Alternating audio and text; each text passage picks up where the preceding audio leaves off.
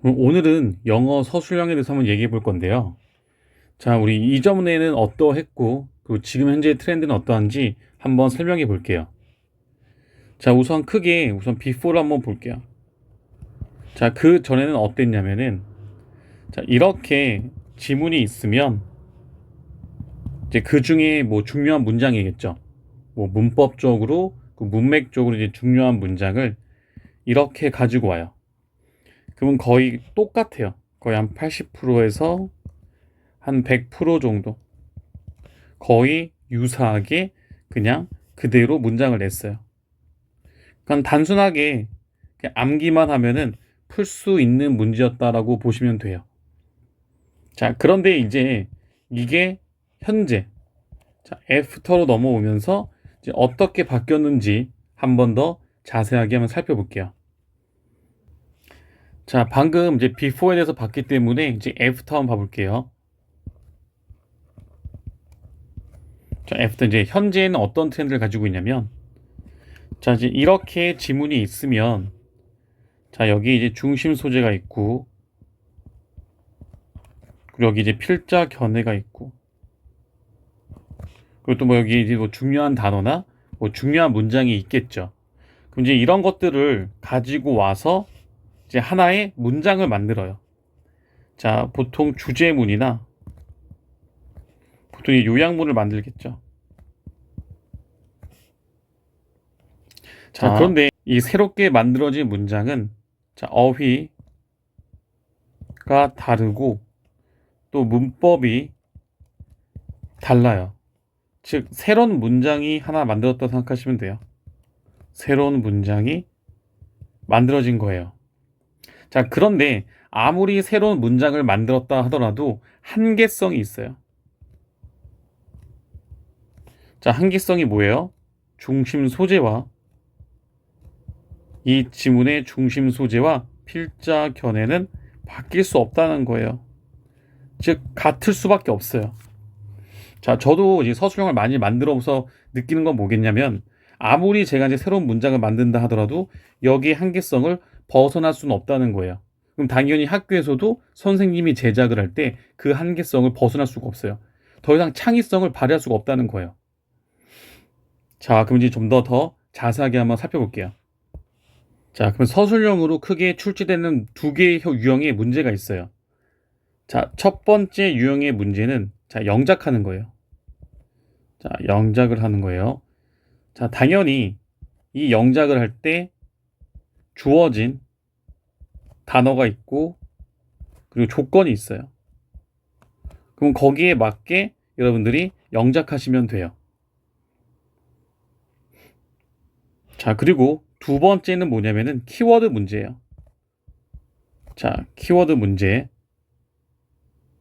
키워드 문제는 뭐냐면은 이렇게 선생님들이 뭐 주제문이나 요약문을 만들겠죠. 이렇게 있으면 이제 빈칸을 뚫어 놓는 거예요. 그럼 당연히 빈칸이 보통 뭐 단어 한 개에서 뭐 5개, 뭐 그 이상인 경우도 있는데, 그러면 거기에 맞게 여러분들이 이제 채워 넣는 게 이제 키워드 문제예요. 당연히 영작은 그냥 단어 자체를 합쳐서 만드는 게 영작 문제고요. 당연히 영작 문제가 더 어려워요. 키워드가 그래도 생각보다 더 체감적으로 더 쉽게 느껴지거든요. 그럼 이 둘 다 이제 푸는 방법을 이제 저랑 같이 한번 해봐야 돼요. 자, 그러면은 이 키워드 문제 같은 경우에도 자, 첫 번째 주어진 단어를 변형하는 거예요. 두 번째 같은 경우에는 지문에서 단어를 찾아서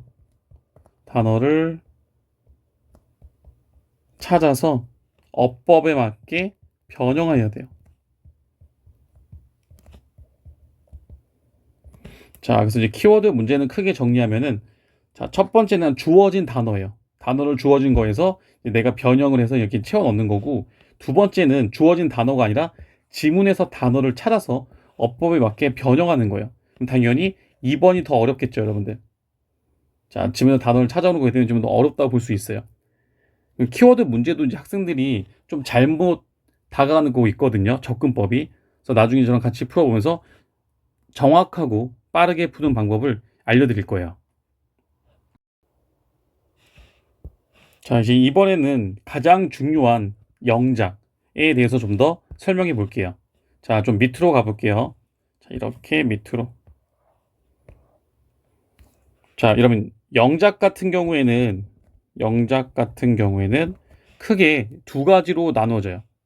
뭐 당연히 아까 말씀드린 것처럼 주어진 단어를 이제 조건에 맞춰 쓰는 건데 보통 그 조건이 이제 두 가지가 들어가요.